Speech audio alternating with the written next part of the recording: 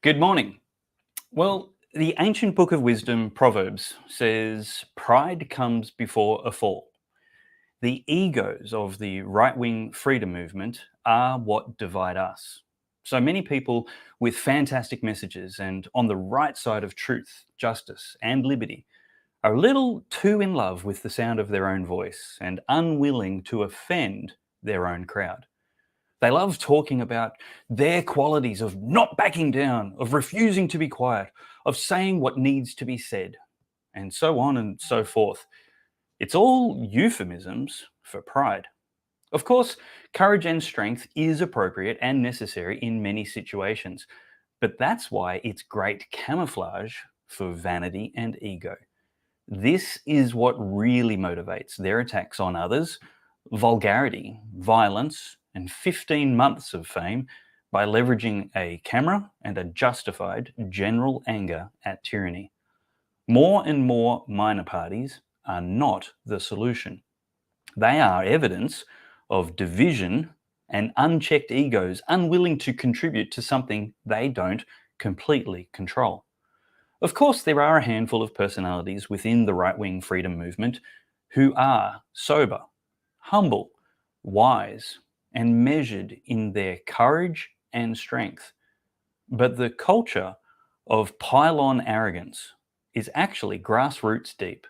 It's widespread among people who spend too much time on social media, who rush to judgments without understanding, who barricade their echo chamber against any criticism with deep offense at anyone like me, who takes a minute to hold a mirror up to ourselves and ask if we shouldn't be doing better. Well, we should be doing better. We should be better. In fact, there's so much more I'd like to say, and I actually have to bite my tongue and hold back because of the predictable responses of so many from the right, freedom side, who are not any better and do not want to hear it. They are part of us and they can't be ignored. They must be helped. The remnant of faithful, quietly powerful people who can save this nation is actually much smaller than any of us think it is. We need to recruit more, but that means encouraging some people to say more and others to say less, the much harder task. I just want to agree with God. I don't want to have him surprised I didn't say or do more. I don't want him shocked at what I said or did either. Many have the understanding of the times, but too few have God's wisdom. The proof is the egos and divisions amongst us since vocal resistance became a way to gain an audience. Again, from that ancient book, Proverbs, wisdom is the principal thing. I'm Dave Pellowe, and this is Pellowe Talk. May all that you stand for and that we stand for be preserved under the providence of God for the happiness of mankind. The trouble is caused by unthinking people who carelessly throw away ageless ideals as if they were old and outworn machinery. But it is the values of individual liberty, equality before the law, and the supremacy of people over the state to which we can always with confidence return as a powerful and uniting force. Australia is not a secular country. It is a free country.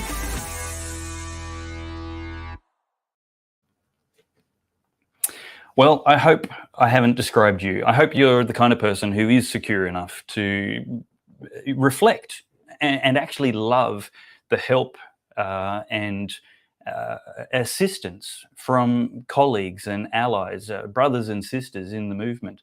I know I am. For a long time, I've craved correction from people who love me, people who I trust, people who I know are on the same side as me. It's just one of the things that I want to make myself better. I certainly think this applies to me as much as anybody else. Occasionally, I can be too abrasive, too egotistical on Facebook. And so I don't hold myself immune from this criticism and this reflection. I have been doing this a long time, since before it was popular and cool and an easy way to build an audience. But those are also the kind of people that I like to listen to, those people who've been in it for a long time. Now, that doesn't mean the new people have nothing to say. It just means I actually want to make sure we're not promoting people too easily who actually could make us look very bad when they fall, because we've just grabbed onto them and exalted them far too quickly without knowing anything about them, really. Well, two of the people who I really respect now join me this, and look, I don't have all the answers, and so I want to actually talk with like-minded, right-thinking people who are intellectually honest enough to tell me the truth and to hear the truth themselves, and we can debate about this.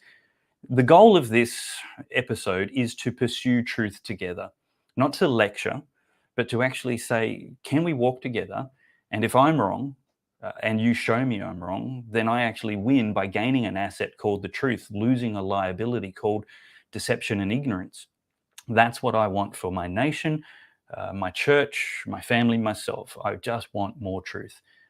The people joining me this morning, who you all know and trust, and if you don't, allow me the pleasure of introducing you to George Christensen. George Christensen has been a member of federal parliament, and long before that, he was interested and involved in journalistic integrity, getting to and reporting the truth. And now, after his career in parliament, is again dedicated to the research and inquiry and open discussions to tell us what the lying harlot media is lying about or just not telling us at all. George Christensen, welcome to Pellowe Talk. Well, thank you very much for that. If I was saying it, rather egotistical introduction, but thank you, Dave. We're all prone to the sin of vanity, though, aren't we? So Right. Something we do have to keep in check. Yeah, definitely. And I'd also like to welcome for the first time to the Good Source, somebody who I've known in this movement long before 2020, I can tell you, is Chris de Bruyne from YouTube and Facebook fame, channel called Chris Coveries. Chris, welcome to Pellowe Talk. Thanks, Dave. Good to be among such esteemed colleagues. Thanks for that fine introduction. And yeah, I hope I can bring some light, reality, honesty, but also some reality to what we're facing. You know, that reality is a large pinch of what I think some of us would rather not have. It's a lot easier to talk to ourselves where nobody disagrees and nobody's interested in hearing why we might be doing things the wrong way. I mean, if you say that to them, they would say, no, that's not me. But I think the evidence is abundant on social media that the pylon culture is very alive and well in the right wing and the freedom movement. And yes, I include myself in that movement. And for the sake of clarity, because I got some predictable offense on Facebook this week when I said some of these things.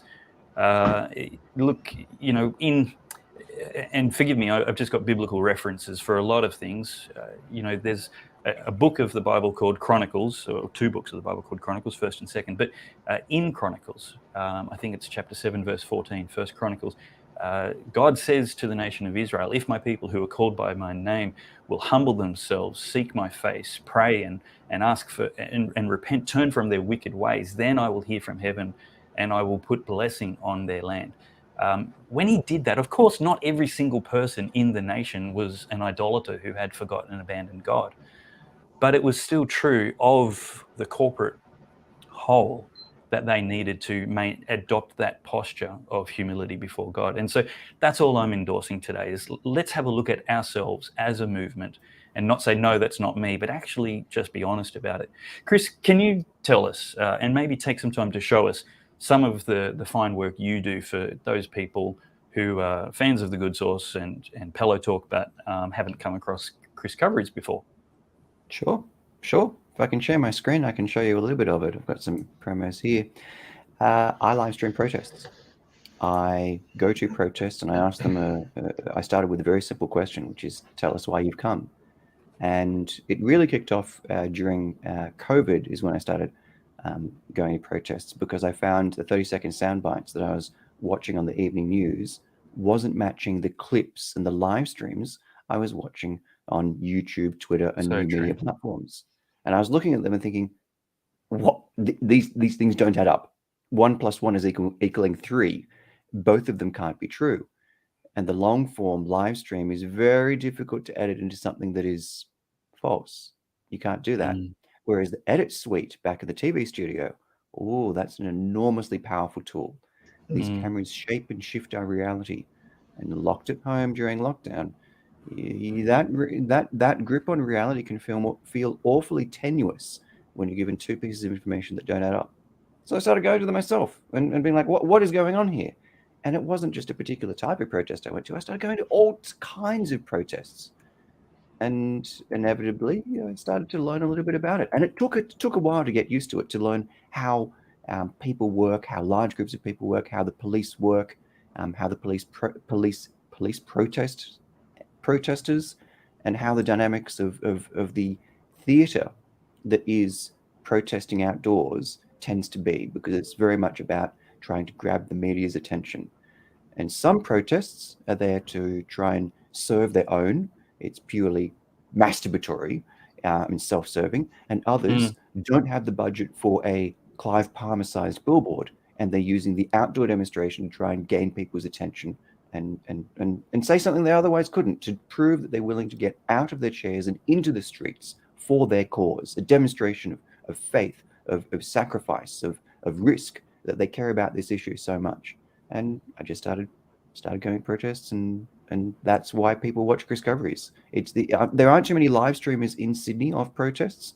Melbourne has a whole cavalcade of different people who cover them there. You've got Gazcam and a couple of others up there in Queensland, but in Sydney we've got MCJ's got Sydney George, but that's really it. I'm generally in the media scrum at these protests. I'm the only guy live streaming, so yeah, that's why I do it. So you're the guy in Sydney we need to tune into when things are happening. Yeah, when a protest's happening, I'm generally there. I'm starting to change what I'm doing and step back a little, just because I'm getting injured so often these days. Right. I'm an object and a target of the social left. And the thing is, if I was at a social left protest, I would love to speak to them and have a long form conversation. I wouldn't be rude to them. I wouldn't be a Lisa Wilkinson, a current affair. Do you just want to kill babies? Is that what you want to do? You're just a baby killer. Why do you want to kill? That kind of line of questioning, I know it gets the clicks. I know people love it, but I just can't bring myself to do the very narrow. So when did you stop beating your wife? I like to try and ask people, but why do you believe that? Where are you going with that? And so I'd love to speak with the social left, but they don't like me because, of course, I'm, like everyone these days, a fascist. Fine, whatever. But I still live stream their protests, but it is getting increasingly dangerous and increasingly painful. The authentic fascists, evidenced by their violence and suppression of opinion and dissenting political ideas, there's nothing they actually hate more than truth. And so a reporter like yourself, who's not offering a lot of commentary, but just reporting what's happening, pointing the camera and letting it go, that's not going to be something that people with bad ideas, easily defeated with any right thinking, will be helped or supported by. And so they think, well, the truth is my enemy, therefore the teller of truth is somebody we should suppress any way possible. George, let's start this, I guess, conversation with you. You left the major party, the National Party room in the LNP party in Queensland and in the federal party, the federal government, and you campaigned and joined One Nation as a minor party. You're certainly a hero and respected commentator to the freedom movement, but as you sit back and appreciate all the fine people and honest and sincere and polite people in the freedom movement, what opportunities for improvement and maturation have you observed on our side? Well, it's interesting, David, you're asking me such a question. Actually, I studied social movements at university when I did what the Americans would term a minor in sociology for all of the sins that I never committed before and hence. Anyway, it was sociology was one of those left-wing bastions in universities, so I was like a proverbial square peg in a round hole. And I was a pariah too. I can remember, I digress, but I can remember debating the entire classroom and lecturer about whether or not, if it was Aboriginal custom that a 40-year-old man be wed to a 15-year-old girl in an Aboriginal tribe, whether the law of the land should prevail over the tribe. And the entire classroom and lecturer was saying that the tribal law should prevail. So there you go. That's the state of modern sociology in Australia today. Wow. But nonetheless, we studied social movements, and Solidarnosc out of Poland was one of the key examples of how a social movement goes. And the problem is that they do get fractious, and actually a lot of people suggest that the group should become formalized, and it is when the formalization actually happens that most social movements fall apart. So I don't want to entirely disagree with what others may say, because no one said anything yet really about what's going on. But the point I guess is we can all have our own different points that we rally around, whether it be, the Christian-oriented people that are part of the freedom movement, whether it be those that rally around, for instance, Ricardo Bossi and Australia One, or those who rally around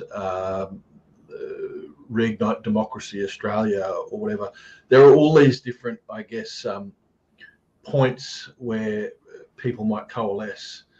But as long as they all come together with the one vision in mind, and also the one enemy, and that's perhaps a strong word, but the one enemy in mind, and the enemy is tyranny. The enemy is the tyrants who would seek to usurp our freedom and liberty. As long as we all focus on that and not each other, then we maintain the characteristics of a good social movement. And the key characteristic of a good social movement is victory. But if it's going to stray into internecine warfare, where we don't like this guy because he said something that completely is unrelated to the core part of the movement, or we don't like this person because we think they're making money out of it. Well, so what? They're not holding a gun to anyone's head. They're not saying hand over everything you've got. There are people out there who might be hanging up their professional shingle and actually asking for funds, but we don't know what the backstory is behind that particular person. We don't know. They might have lost their job because of mandates, and this is now the only thing that they can do. I'd say forget about all that extraneous stuff, and let's just focus on the task at hand. Because I got to tell you, and I won't jump in with it now, but I'd like to a bit later on. There is a key task at hand that is coming up, and it's going to happen quicker than we know it, and that is the digital identity agenda. I can talk about that more, but for now, I would say we need to just make sure that we are focused on the one vision, and that is freedom, ensuring freedom remains alive in this country, or reigniting that freedom, as some might say. And ensuring the focus is on defeating the enemy, who is the usurper of that freedom and liberty. Yeah. Look, I don't want people to think that we're distracted from the primary objective today of defeating tyranny. I mean, that's the ongoing mission, but we are able to chew gum and walk at the same time. It's important that as we go into these battles, and trust me, this is not an election cycle battle. If it is, we lost. This is a generational battle. This is the struggle of a lifetime. And if we push back and prevail and hold back the tide of tyranny that is coming in, well, we're just going to have to be vigilant and guard against it. That is old knowledge, old wisdom. The Marxist movement has been going for 50 to 70 years, since the 1950s, when the Frankfurt School first started to sow its poison into the academies in America, and from there spread around the world, having fled fascist Nazi Germany. But they then did their own long thing. We're here for a long time. So my point is, in this battle, we need to be our best. We need to have the best disciplined soldiers and warriors for freedom. We need to have the sharpest swords and the straightest barrels pointed at the enemy. And that's the real thing. But it's not pointing our weapons at ourselves to train and discipline ourselves. And so that's the objective here, and the difference between bashing people in the freedom movement, which goes on. That's not the objective today. The objective is training. How can we focus and be better? And how can you tell the difference watching at home? I'd love to see your thoughts in the comments. Please pop them David, up on the screen. George, jump in. Just jump in, because there is a comment from Gazcam, or Gary Howard. Gazcam, as most people know him. That's a great comment here. The enemy is the spirit and ideology behind the oppressive players, and that is absolutely true. And I just want to add this one point. I mean, we have enough enemies in this movement. We've got the enemy that is the tyrants within the political class, the tyrants within the bureaucratic class, the tyrants within the globalist class, who in terms of actual power, right, far outnumber us probably collectively with their hands at actual institutional power. And then there's the mainstream media and big tech that seeks to deride us and censor us. And talking about Gazcam, I mean, like so many others, he's been censored by big tech. You've probably been what's the word? Shadow banned. I've certainly. I got to tell you, my. Sorry, I'm getting into the me again. Isn't that so egotistical? But it's my experience.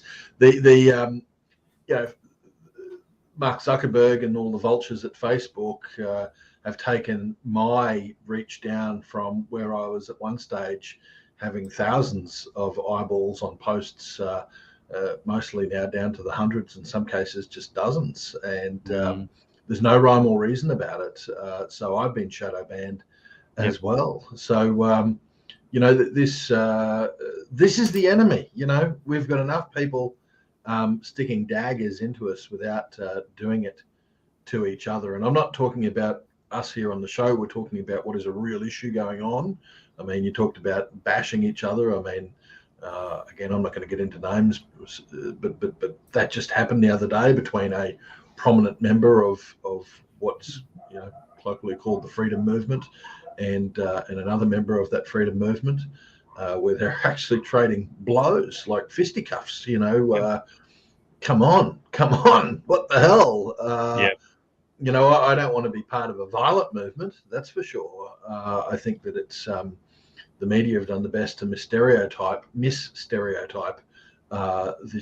movement as one that's violent, from the fake photos that were put out there of someone punching a horse, which turned out to be not punching the horse whatsoever. But that's the kind of imagery and mindset that the mainstream media have wanted to perpetuate, and we can't, of course, allow those stereotypes to be peddled again because of what amounts to petty internecine warfare. Yeah. Chris, you have not been a fly-by-nighter in this movement, a pop-up instant success. You've actually spent many years before 2020 in not only videography, but also political campaigning. Can you just take 30, 60 seconds to tell us a little bit about the various campaigns and continents that you've had political experience and insights in, which are useful for the ongoing freedom movement's benefit? I lived on every continent that I could. Used to work in IT finance, worked for big banks, lived in Dubai, Johannesburg, lived in America, both in South Florida and Portland, Oregon, and lived in Wow. South America. Was Portland, Oregon the Antifa hellhole then that it is now? There were protests, but in 2015, things were different. And at the time, you wouldn't have been able to work it or tip it, or I wasn't able to when I was there. And I was doing, at the time, a little bit of work with some political parties there. But no, only in hindsight, always the way can you work out that it would have been that way. All the elements were there socially, but no, couldn't have picked it. But while I was living in Brussels, I volunteered for a time with the Alliance of Liberals and Democrats. So, my political experience is not within a bubble of, I did some work with, the Liberals while I was here. It's a little bit broader, and I've always tried to keep track of global political movements. And a lot of the commentary I'm going to make, revisiting this, I'm always making, is not limited to this particular freedom movement. It's a symptom of all political movements, of all progressive social movements. This is not just a here and now problem. This is one that applies equally, and all advice can be taken by, Black Lives Matter faces the same kind of internal division and problems that we do. The questions of financial impropriety, all of this, it's not just an individual movement. Just some deal with it better than others. Some deal with it with an inside voice. Some deal with it internally. They hash it out behind closed doors. Then, if they fail with that, sometimes they go outside. But precisely because of a few different symptoms, this movement seems to, whenever there is a disagreement, for it to occur externally. Very little I've seen resolved internally. Very little I've ever seen any agreement. In fact, anything internally, I've seen a lot of chest beating by parties who feel that if their demands aren't met, there's always the threat to use their platform that can reach hundreds of thousands of people within moments like this as a whipping stick to get what they want. It's always the number of followers and likes and the social media reach that they have that is their status, that is their electability within the power structure inside this movement. Numbers matter, entertainment matters, and this political movement is as much entertainment and celebrity as it is about policy and principles. Now, there's a certain degree of market realities in what you just said, Chris. That there's an entertainment factor. There's people like Stephen Chavura, who we discussed in a phone call yesterday, who are incredibly intellectual, educated, intellectually honest. They're objective. They don't have a horse in the race. They're actually the most sincerely, genuinely loving people, and I mean that in the patriotic sense. They love their nation. They don't just love the concept of the nation and the Australian identity flag and the anthem, but they love every person in the nation. And for their benefit, they will offer insight and analysis. But their audience is naturally limited by a lack of entertainment factor, a lack of clickbait, and sizzling headlines. George, let me come back to you and ask. But before you do, I want to keep on the headline for 1 second to share my screen and say, how are you going to compete with a Russian man with an accordion? How are you going to compete with this kind of entertainment? What have you got? Is Stephen Chavura going to do some tap dancing for us while he tries to explain biblical principles? Or what do you got? Totally fair, and case in point. George, where's the balance? And I guess what exhortations can you offer viewers and participants in the freedom movement, or the right wing generally, about their discernment as consumers, both of mainstream media and now independent media? How do we, as consumers, hold broadcasters to a higher standard instead of feeding the beast and lowering the standard?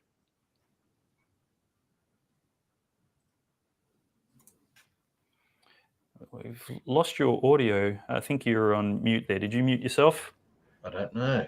The gremlins did it. There we go. Sorry. What I was saying is that I had to take my time anyway thinking about the answer to that, because I don't want to necessarily seem the recalcitrant one to what. Well, let others me interrupt you for a second, George, just to stipulate that I want to learn a lot from you, because you are very good at audience engagement, and that objective in itself is not a bad thing.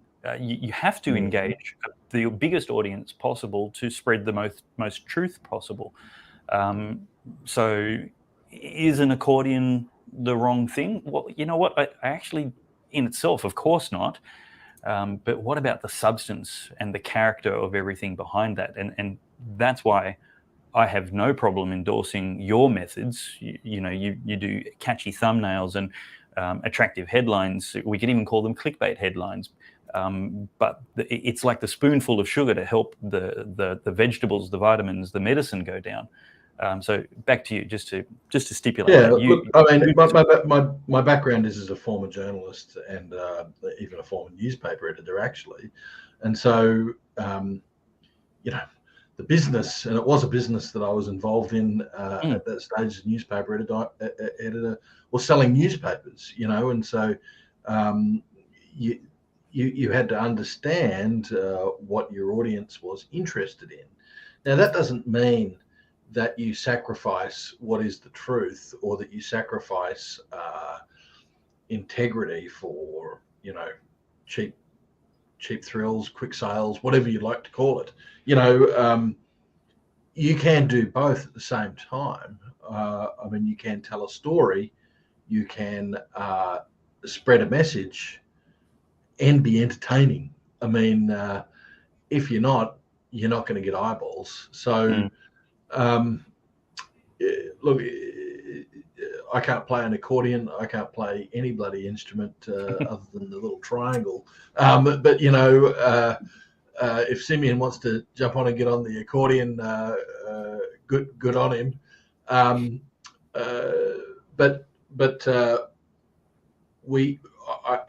just say that there are people out there. I mean, look, there's some things that I see, and it's more from the United States than elsewhere, where people are just probably going too far with things. But by and large, most of the central messaging out of those in the freedom movement in Australia, I would have to say I agree with, or pointing in the right direction. It's when we, again, I'm not going to get into specifics, but I just want to say it's when we start going off on tangents on other issues that we start losing people, right? And that's where the points of fray come in. That's where,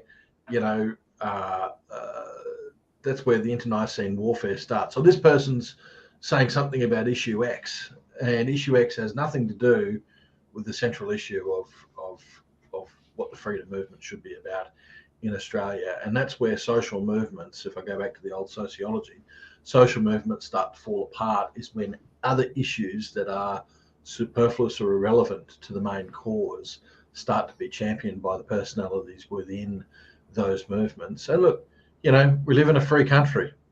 If someone wants to get up there and talk about pedophiles, another issue, if they want to talk about pedophiles, if they want to talk about Russia, Ukraine, if they want to talk about whatever, that is their right. I can argue against them, but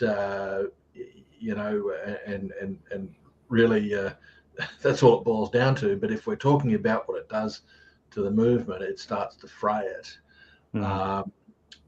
So it's just something to keep in mind. It's distracting from a movement. I mean, if you want to be a commentator and talk about anything and everything.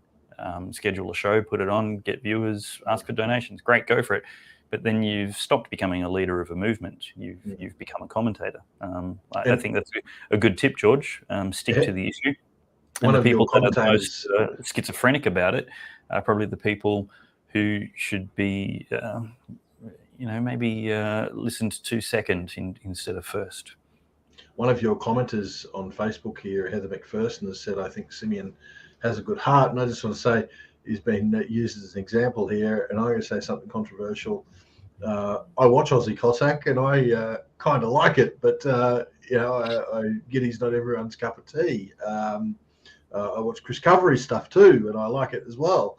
I like a lot of the content that's being put out there by people because it's, to me, it's like this sort of multifaceted diamond, and we're seeing all different aspects of it. And that's what you got to think. There are people who are attracted to this particular view, who are attracted to this particular view, this particular view. When you look at it as a whole, it's something, and we're headed somewhere. Yeah. So anyway, I know that's possibly not a popular view amongst some to say, oh, you're a fan of Aussie Cossack because he says stuff about Russia or because he's been to jail. I actually think that it's ridiculous that they've jailed him and the New South Wales police are out to get him. But anyway, as I said, I know that not everyone in the movement is everyone's cup of tea. Yeah. Chris, Gazcam has just commented, unfortunately, the movement has been infiltrated by the same spirit we are fighting against. What truth in that can you identify in the movement, and what wisdom can you give to viewers to be more discerning consumers of independent media? Yeah, we know how to turn off the 6 o'clock news, but what should we be turning off in the independent media like you and me? I'll let Gary Gary's comments speak for themselves. I don't want to speak over the top of those. You're asking the market to be more discerning. It's a super tanker. You can't, to steer it is the big old ship, and if you want to move it, what power have you got to try and move that there? We've got your audience here. Hello, good afternoon, good evening. Great to have you here. But we're only going to be able to move this segment and speak to this segment. There are people with 10 times, 20 times, a huge amount more reach than we could possibly reach. All of us combined with everyone that we know we get together, moving the super tanker to be more discerning. All you can do is control your own message. Is really it. We can't necessarily move the 100,000 people here. We can just keep on highlighting the sober, simple goals that a person might have that they want to direct the movement towards. Well, let's talk to the 1,000 people that we're talking to, or the the hundreds, or whatever small number it might be. Let's talk to them, and maybe give them advice on being better consumers. But also, I mean, it's true now that you say it, controlling their message. How do they comment, participate, share, engage with, and then encourage their circle of influence, which also may be hundreds and thousands of people, to again. I'm okay with this being a mammoth task. I think that's reality. This is a mammoth task. It may take a generation. How do we seed that culture change that we need to see? How do we be that change? Distractions, you're absolutely right about it. And we all feed into it. That's part of the news cycle that within media that we get into it. But the people that need to look at what some of the motivations the person you're speaking to might have beyond that. Simeon has not even hidden motivations, but Simeon has said that he is pro-Russia, and not just pro-Russia, but he has been on that stream for years. So you will look at him and judge him to be freedom movement aligned, about mandates. In terms of his hierarchy, he's about Russia first. It's that simple. Ask what the person is trying to achieve with it. Look at George, look at myself, look at Dave. Why are they doing this? And taking a moment, you can ask where their hierarchy are. You can say, oh yeah, he's pro-Russia, and which is first? Why is he doing that? And just ask, why is someone doing what they're doing? You can do the same with Monarch, you can do the same with Avi, you can do the same with everyone. Why are they doing what they're doing? And which will come first? What's going to rise to the top? That's simple. 1, 2, 3. Yeah, I like Avi describes himself very bluntly, humorously, and I think he overstates it, to be honest. He says he's an absolute egotist. He says, I'm an egotist. I've got a massive ego. Let's talk about me. And his work is very in your face. Great friend, by the way. I'm not slamming his work for those people who think I'm jumping on Avi. Not in the least.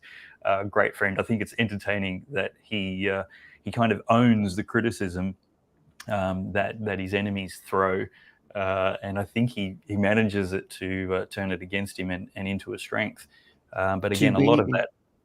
to be in social media, you have to be. You have to learn to be. I had to learn to worry and concern myself with my self-image on the internet. It's actually something really difficult to learn how to do.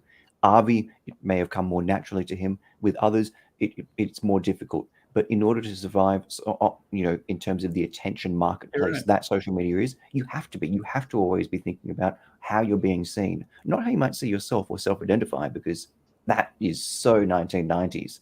It's about how other people always see you and how they judge you. And Avi, because he has that inner drive that drives you forward, that gets you out of bed in the morning, that gets you chasing after the story, all of that feeds, call it narcissism if you want, call it egotism, or call it motivation, because Avi is unquestionably one of the most motivated people in chasing those stories anywhere else.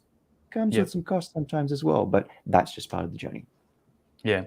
And so your, I guess, distilled nugget of advice to people is to, with each of these personalities and platforms like Pellowe Talk, The Good Source, a broader platform, Chris Coveries, Nation First, and then the other personalities that we have or haven't yet mentioned today, look at their number one message, their overarching motivation for getting into it, to then gauge what weight is appropriate to allocate to somebody's voice and message. Is that a fair distillation of what you're saying? Yeah, many people, absolutely, many people agree that Simeon does have a good heart, but his hierarchy of priorities, Russia first. Same, you have to ask the same of other people as well. What is their number one and number two? And is the issue that you care about number one and number two and number three aligned? Do you care about Russia first? If not, well, you've kind of got a misalignment there. It's with Michael Gray Griffin. Where are his priorities? Where are your priorities? So look inside yourself. What's the number one to you? To most people that we're speaking to, it's probably about vaccine mandates. It's probably about vaccine mandates. Does everyone else you're following going to help you understand and move towards that same goal? Number one, what is your number one issue? Do they share it? And so here's the problem I have, and just, I guess, before I move on to that, like my number one priority and mission is coincidentally the shirt that I'm wearing today, kingdom. I'm actually more concerned about the kingdom of God than anything else, because I think it is the best kindness, favor, love that I can do to 26 million neighbors, the people that I'm commanded to love and prioritize over myself. It's not, I'm not looking for pork barreling or how government can benefit my family or business. I'm looking for the way it can maximize the flourishing of my neighbors, their liberty to pursue God for themselves or not.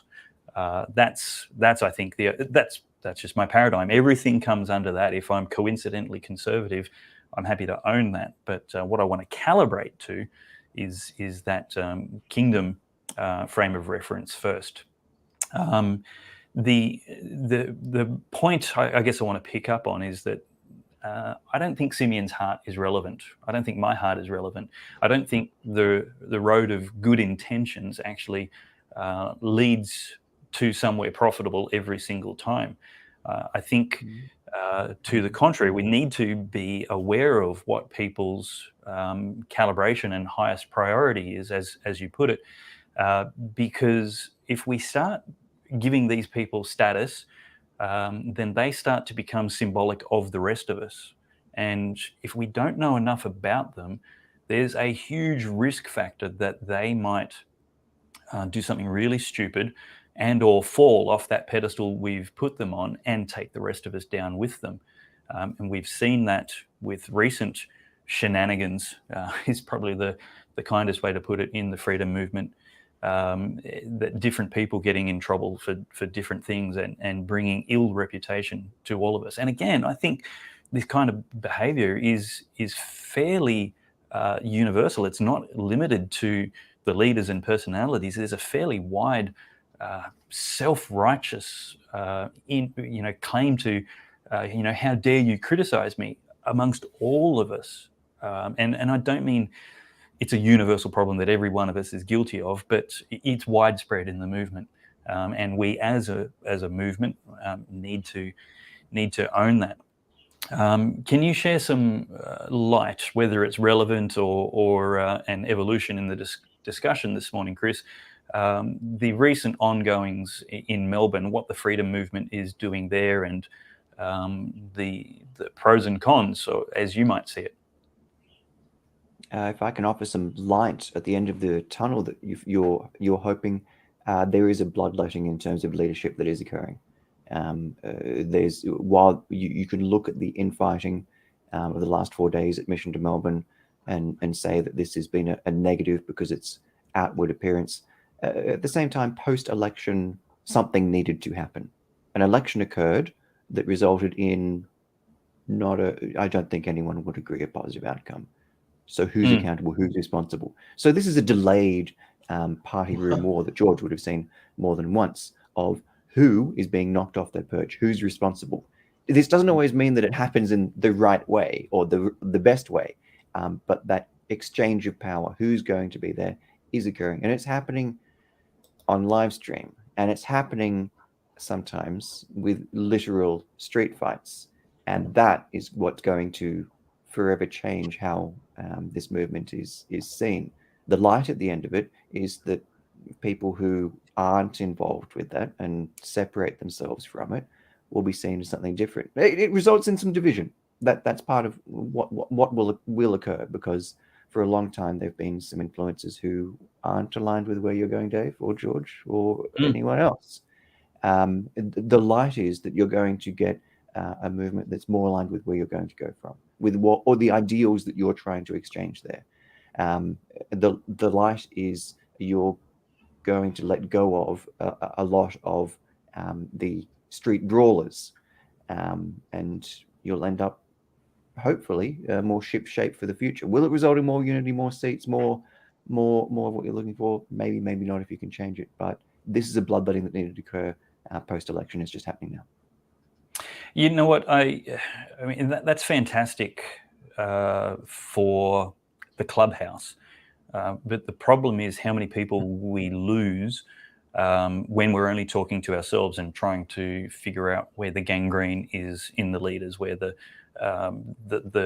infected blood needs to be let. And here's, I guess, my prayer for the freedom movement is that in every communication we think about the people who can be persuaded, who do not yet agree with us. Of course, there's haters who just closed ears because their fingers are in it and they're singing la la la la la. But what about those people who are open-minded and just been listening to too much media, but can be reasoned with and persuaded? Are we just talking to ourselves, or are we talking to those people? And that's why I think the liability of bad leaders, bad personalities, bad messages is too great to risk. Yes, I've got a 50-year vision for my nation and the strategies to win the culture back, but there's still the immediate here and now that we need to be concerned with as well. I want to move on to the topic of minor parties. And so, George Christensen, I just had this thought bubble, and I want to tease it out with you and Chris here now, because it might be a really stupid idea. I can't actually endorse it right now. I can probably push it to see if it's got merits. But my idea is, what if all of the people who were candidates for a minor party in the recent federal election, what if all the people who were candidates refused to play that game anymore? The problem here that I'm trying to solve is the lack of unity with so many minor parties standing up. I mean, Clive Palmer told his candidates that at least a third of them around Australia were going to get elected. That was a pipe dream. I mean, no sober person ever would have believed that. They're being sold a bill of goods. None of them have a chance of getting elected in a minor party. But what if the same people ran as candidates, as independent candidates, believing the same things, advocating the same things, campaigning the same messages, and none of them getting really great support from head office? But what if we all managed to figure out who wanted to be an independent candidate in our electorate and chose them? I mean, the only people that came to the candidate forums were the people who were already going to vote for the Freedom Party candidate. So what if we just did those and sorted out the best of them, the most articulate, the most suited for a life in federal politics or state politics, and actually got behind an independent candidate movement, much like the Teals. And there's ways, obviously, this idea can be improved, because it's right now a 24-hour-old thought bubble of mine. Your thoughts, George? So many thoughts, David. I mean, one thing you got to remember, and it applies to the discussion that we've just had around the various individuals who make up not the leadership. There is no leadership per se within the freedom movement, but they are influences, for want of a better word. It's probably actually the appropriate word, given a lot of it happens on social media, but they are the influences within this movement, right? And the point is, this movement is about freedom, right? Freedom of the individual. Therefore, it's very individualistic, and people want to go their own way, and that is why that on the pro-freedom libertarian, if I could say conservative movement, there is this fractious nature, because we are just so individualistic, and we want to do our own thing, and sometimes that revolves around personalities. A lot of the time it revolves around personalities. I like your idea, David, and I don't want to throw rocks at it, but I know I'm going to. The only thing is that it's a great idea, except for reality, because when nominations come, so many of my ideas. When nominations come forward, you might have 80% of the pro-freedom movement within a particular electorate that decides we're getting behind candidate X. But you know what? Candidates A through to Z that weren't on the list can also nominate. There's nothing stopping them from nominating. And therefore the vote becomes fractured anyway. So I think that more so what we've got to focus on is... well, I think a whole heap of them won't, if they're not fed a pipe dream and approval, affirmation, and I'm not sure of the psychological term, but I understand. Well, one of our mutual friends enabled by an influencer. I don't think most of them would. Although one of our mutual friends called it Candiditis, and and that was in a political party that didn't perpetuate that sort of pipe dream. So it happens anyway. I always wondered when I was in a mainstream party why these people ran in these minor parties. Like why are you doing it? Do you think you're actually going to win? And in most cases, the answer was yes. And, shame. You could go and do your own straw poll walking down the street and work out that it's not going to. I can recall there was a guy, again, I won't name names, but there was a guy who ran for a minor party, and he really did think he was going to win because of all of the circle that he was hanging around. And he turned up to a debate in one of the federal elections, and he walked away, and he came up to me and he said, "Oh, I thought I was going to win this election until I came here." He said, "It's quite obvious that you're going to win it now." He said, "I just can't believe the delusion I fed myself because of the people that I was speaking to." That happens. So anyway, I've got to get to the point. The point is that how do we turn the freedom movement into a successful political vehicle? Well, here's George Christensen's view on the world, and it's not the right view. There might be other views that are better. Okay, so don't take this as the be-all and end-all. We'll tell you if you're wrong, George. Good, and you should, because that's the only way we get better, and that's the only way we achieve success. But let me just look at the political landscape and ask yourself, of all of the pro-freedom minor parties, which one has actually been the most successful? Well, I can tell you one that's got 2 federal senators, one that's got presence in the state parliaments of Queensland, New South Wales, and South Australia. They did have a presence in WA. I can't remember if they still do at this stage. Who am I talking about? Well, it's One Nation. So tell me which other minor pro-freedom political party has had that much cut through already? None. So therefore, Well, I don't why do we know. have I mean, the Lib Dems have had a lot of people elected. Maybe in not. Victoria? In Yeah, I Victoria, mean, they you had had some people, David Lionel, but a you federal also had senator. state MPs in the WA and other places. They're not insignificant. Certainly more than Palmer. And Palmer's got a few people elected as well, though. Yes, but I don't think that anyone has had the ongoing electoral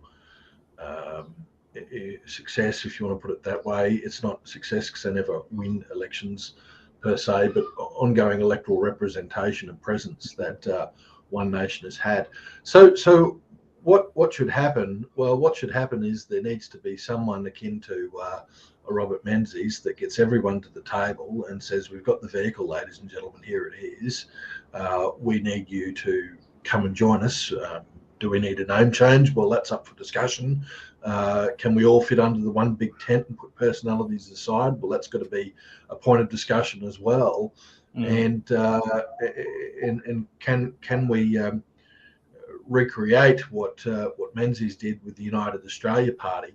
Now, someone put to me when I joined One Nation, why are you doing this? Do you ever really think that One Nation is going to outnumber in terms of electoral representation the National Party?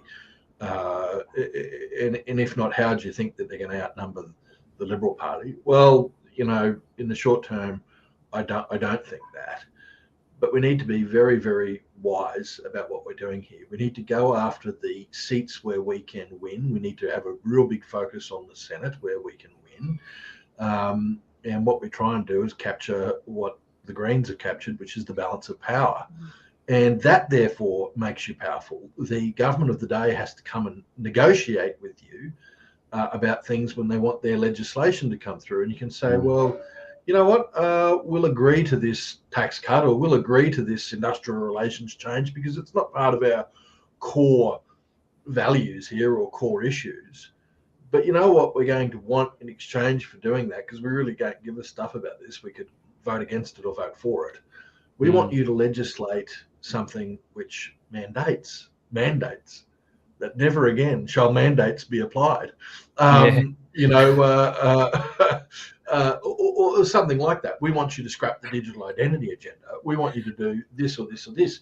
Yeah, that's how we succeed. So I just think that personalities have to park themselves for a minute, all come together, all have the discussion, and push forward with one big tent. That's the only future I see for the movement politically, David. Now, let me just tell you, I'm going to argue against myself. I put this to. I want to bring Chris in on what we're talking about in just a minute. Good. But well, I'll finish this because I had one pushback which I can't answer, and it goes to the individualistic nature. I told this almost exact sermon to a sitting senator, and they said to me, yeah, look, I've heard this before. And they said, but the point is, there are people who love Pauline, will always vote for her. There are other people that hate Pauline, but they love Clive and they'll always vote for him. And there are other people that hate Clive, but like, Bob Katter. There are people that hate Bob Katter and only vote for the Liberal Democrats. And if we all went under the one tent and just become the one thing, well, a lot of those people would fall off and wouldn't vote for us. And there is a point to that. Which is part of the problem I'm talking about today. Part of the problem we're doing this is there's this. I think that's an ego. I think that's an artifact of ego that people wouldn't conglomerate, and certainly the leaders wouldn't conglomerate and say, "Let's all join and make one great." It's also a reality, though, David. I mean, in the comments there, Helen Matheson's put up this thing about Pauline Hanson and Rodney Cullerton. And look, I'm not going to get into the issue, but some people that like Pauline Hanson hate Rodney Cullerton. Some people that like Rodney Cullerton hate Pauline Hanson. If you had them under the same roof, what are people going to do? Is their hatred for one are going to overcome their love for the other? The reality is I don't immaturity. know. It's reality we got to deal with. I don't debate that, but my point is, let's criticize it. Let's actually say, that's a really small-minded thing to do. That it itself erodes the movement and the fight against tyranny by focusing on these personality debates. It's ridiculous. I agree, but it's also reality. Yeah, no dispute. Chris, your 2 cents. We're seeing some of this tussle for control and power and egos, if that's not too unkind a diagnosis, on the Liberal Democrat Party in New South Wales at the moment. You had a great interview with the New South Wales president of the party there, without necessarily to constrain yourself to that particular issue. Broadly, what we've been speaking about now, what are your thoughts on solutions to the minor party? My thought bubble of everybody just going independent as the ultimate kind of unity, or some kind of conglomeration or collaboration between the minor parties. The graphic on my screen should explain what would happen if a new independent movement would start up. You have several competing parties and you try and start one movement to unify them all. Now you've just got one more. There were debatably 7 to 9 different competing freedom-aligned parties at the last election, which split a vote that was debatably, I'd argue, more than the Greens across nothing. Rather than taking this gigantic waterfall of votes and focusing on a single point and trying to get where you're going, you can erode an enormous wall with that erosion, but instead it's splashed harmlessly as like buckets of water against a cliff face. Can any of these parties merge? Can you imagine if there's one direction you give to your viewers, which is to encourage every now and then to drop a few comments on Malcolm Roberts' page, on some UAP pages with Babbitt, to try and say, hey, David Limbrick, have you thought about, seeing if you can start a dialogue to merge, find some unity? Because to use your biblical language, humility is lacking. Putting aside the ego, just being able to be subservient to another. It's a word that you go, oh, no one wants to be subservient. No, I am a strong, independent. Oh, yep. We're always subservient. We always need to be humble to someone. We always need to take instruction from someone. And it sounds so, I can't take it. I'm going to If they have and share your interests, why wouldn't you want to support them and lift them up? So if there's one instruction I could give to your viewers, is if you encourage a little bit of unity amongst like-minded parties and you just prod them a little bit in each other's direction, you can move these pieces closer and closer together. Just maybe the Malcolm Roberts who has been on a fierce pace post-election, he has been driving himself forward, exhausting himself, and looking like he may be a future leader of the party, and looking like he might be in a position to reform it. And George mentioning with One Nation, maybe it needs a rebrand. And the constant reminder that maybe Ashby can turn direction and maybe he can be reformed. And maybe inside the party that can move. That could be a real thing. You have a strong loyalty to One Nation. Maybe a rebrand, maybe a change of leadership is what can take some of the Lib Dems, some of UAP, maybe Clive steps aside, maybe you grab Babbitt, and you've got something that is a balance of power as significant as the Greens. Yep. No, fantastic points. And look, I said it's a thought bubble, and the point of all this independence that I was thinking is that the wheat will sort from the chaff, and what will happen is that essentially there will be more unity because people will stop being tribal about those personalities. It'll be down to the local candidates, and each of those candidates can then have a how to vote card which supports the good senators from each parties. Can I just jump in and say, David, Deb Bull's put up something which mirrors what Chris has just spoken about, talking about a coalition. And I think that's step one, if you do agree with some core principles, then, hey, let's form a coalition. And there's 3 parties that are, I hope we're going to write, there's 3 parties that are represented now in the federal parliament that may describe themselves as pro-freedom. There's at least 2 in the Senate. Well, there was. United Australia Party is deregistered, but at least there could be and should be, in my view, a coalition between Senator Ralph Babet and the One Nation team.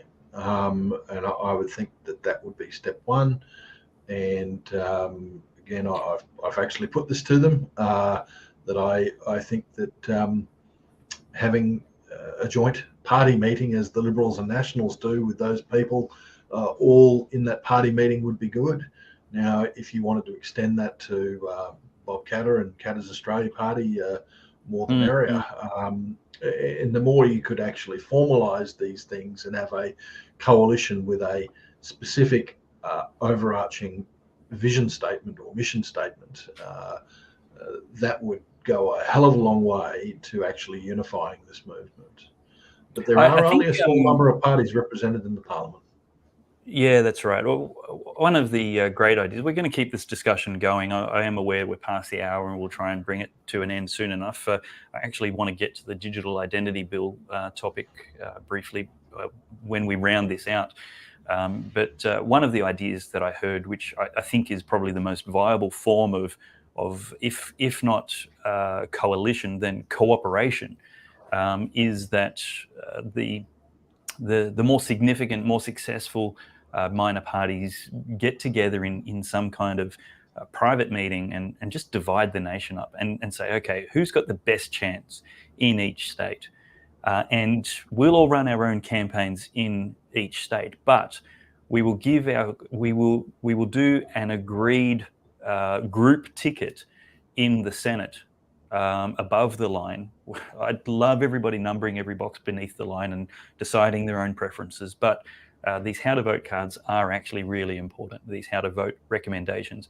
So if, let's say, Pauline, One Nation, has the best chance in Queensland of any of the minor parties of getting a Senate up, and that's a fair proposition. Example, what if the Lib Dems, One Nation, and the United Australia Party formed a group ticket and they said, okay, we will go one for One Nation. We know we're only going to get one spot, but let's put One Nation first on the group ticket there and get everybody, all of our voters, to support One Nation. So Pauline or Malcolm goes first there, and then the Lib Dem candidate and then the UAP candidate, or vice versa for 2 and 3. But then when they come to New South Wales, they might say, you know what, right here, Lib Dems have the best chance. So we'll put the Lib Dems up the top of the group ticket in New South Wales and give them the best shot. And so on. Maybe Palmer gets Victoria, and you figure it out state by state, so that as a group ticket in the Senate, instead of having 3 or 4 really good freedom candidates in the Senate and groups in the Senate, you actually just try and concentrate and corral. Look, the problem is so many voters don't know how preferences work. Preferences are the solution, but we've got to try and support the low information voters the best we can, because they are the overwhelming majority. Chris, your thoughts on that idea? I think I have to give credit to John Humphreys for articulating that, if it wasn't you, George. It doesn't come from the bottom. It comes from the leadership in the party rooms of all the people the parties you're talking about. And a couple of comments and hashtags, hashtag freedom unity, might just tip them over and get them picking up the phone.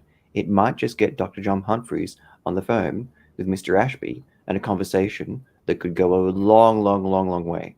That would be remarkable if then on the same conference call, Sue Ellen Wrightson of UAP also gets on the same one. And look at the amazing thing that a 3-way conference call between those 3 power brokers could make happen.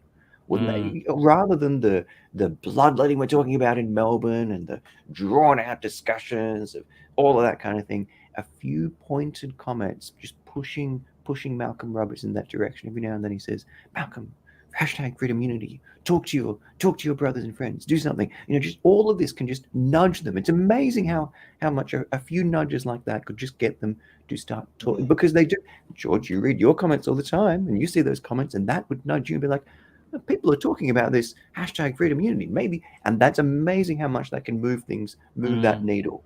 And that discussion, I hope that discussion happens. Getting those people on a single conference call to, well, let a thousand flowers bloom. What did Mr. Cantor say? Blossoms bloom. Yeah, that was like this.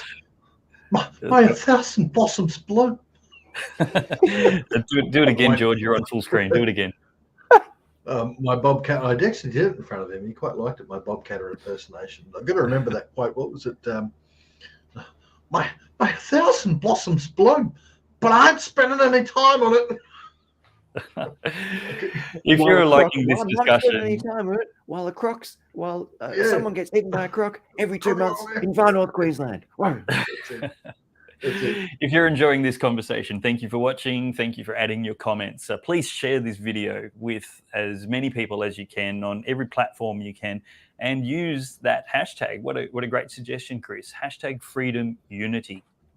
We want to push for the leaders and the personalities, the influencers, and the shadowy hands behind in those back scenes to actually get together and collaborate, cooperate, lay aside the ego, embrace humility, and figure out what we have in common and how we can work together instead of starting another dozen minor parties in the next little while. Yeah, that's a good thing. Look, I do need to let everybody know that tickets are selling fast for Church and State Summit Conference in Adelaide on the 5th of November.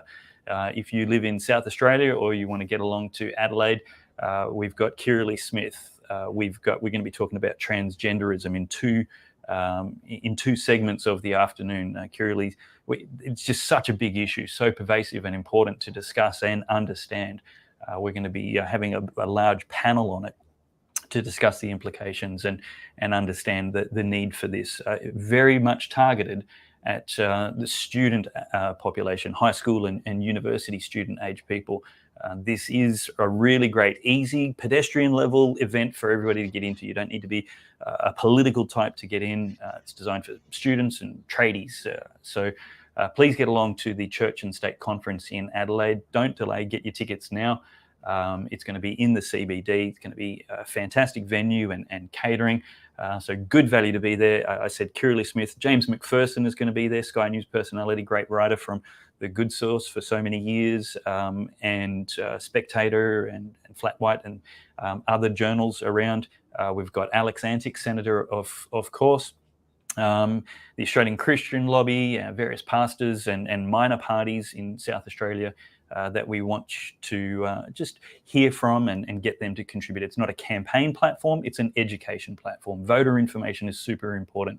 If you're already involved, it's a great event to help encourage other people who need to get off their bums and into the culture war, into political activism, to do so. It's a great entry-level event for everybody. That's November 5.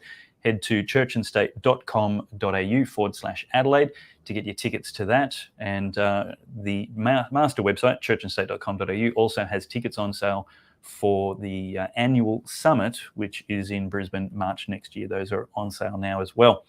Now, George, talk to us about the National Identity Bill and the things we need to understand in that issue before we wrap up the show for today. Yeah, look, thanks, David. Well, while we were punching on both proverbially and metaphorically or realistically and metaphorically as a movement, and while I've been doing Bob Catter impersonations, the globalists and the tyrants have been putting forward their own campaign that will usurp our freedom once again. And David, I've just shared a screen. I'm not sure if you can see that and bring that up, but this was in the Australian Financial Review the other day. This Optus hack, and some people that are saying it's a false flag, some people that are saying that you never let a good crisis go to waste. Whatever the case is, that it is now the trigger, and it was always going to be something like this, right?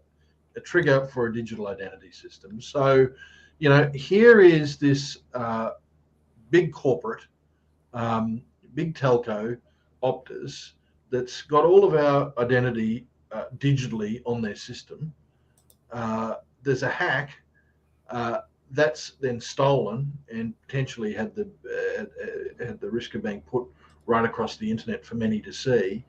And government's answer to this problem is that we need to actually have a national identity system so this can't happen. Well, if an organisation like Optus can cop a breach like this, how are we guaranteed that government's not going to do it? And look, that is the innocent. Well, the answer's part. obvious, George. Bureaucracies are always more efficient and effective than private enterprise.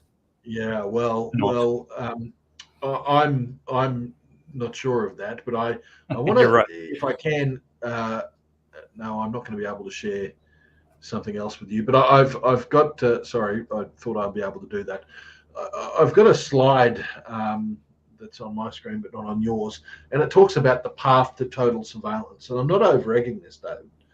We've already had vaccine passports, which we have railed against, and it is rightly. That was the prototype. Can governments actually control the population through these certificates?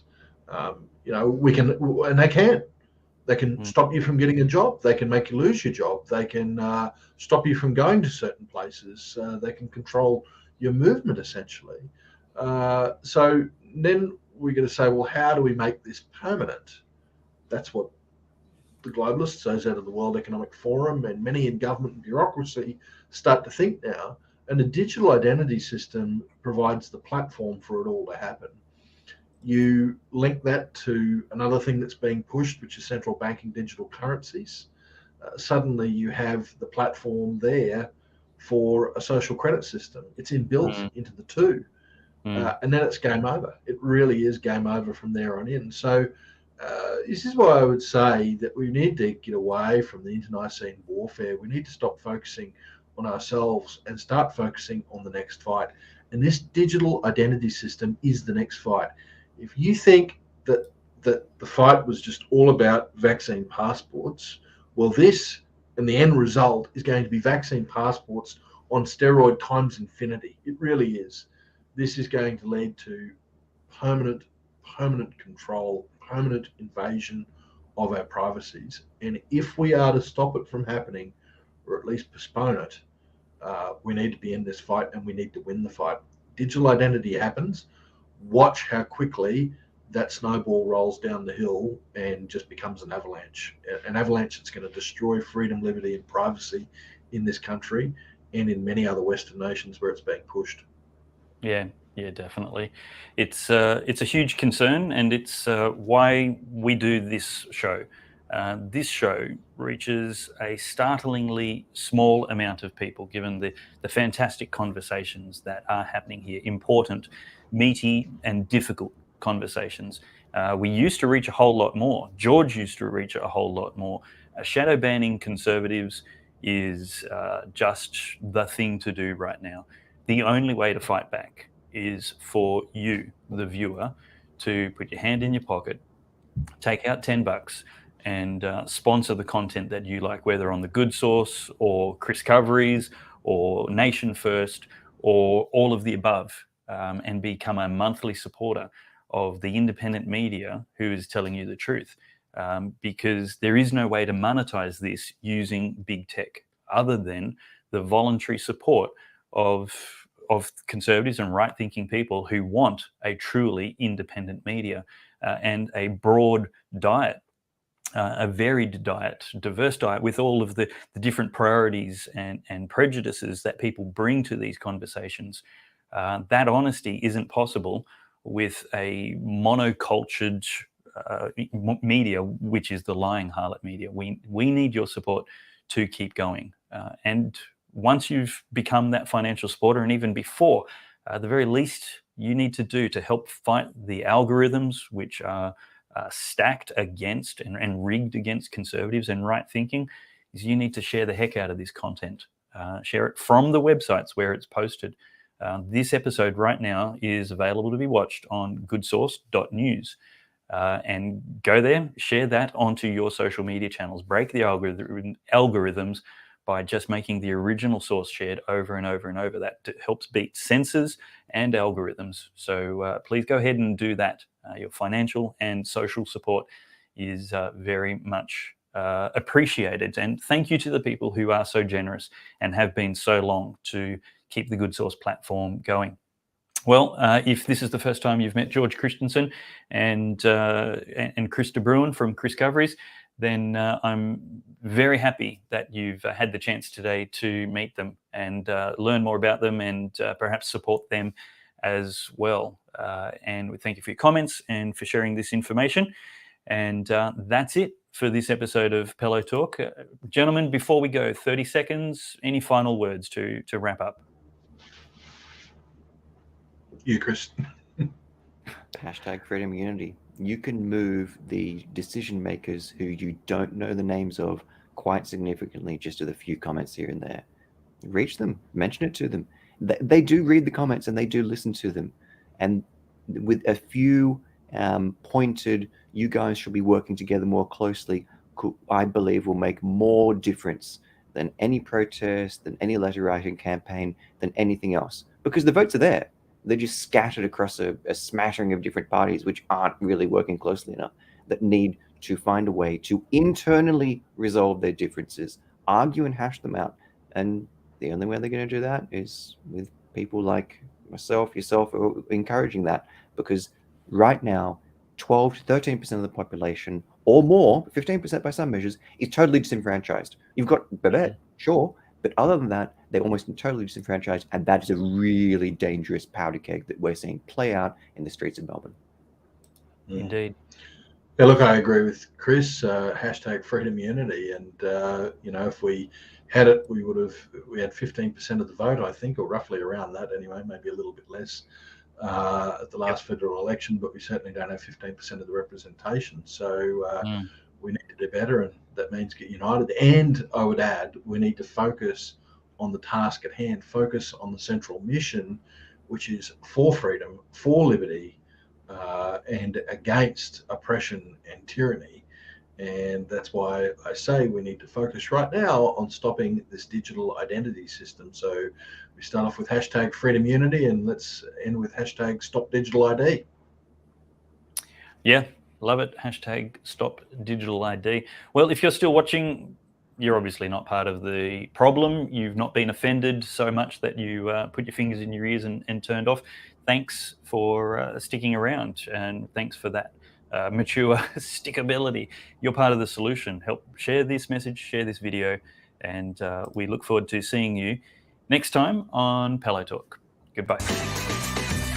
Today, we need a special kind of courage. Not the kind needed in battle, but a kind which makes us stand up for everything that we know is right, everything that is true and honest. We need the kind of courage that can withstand the subtle corruption of the cynics, so that we can show the world that we are not afraid of the future.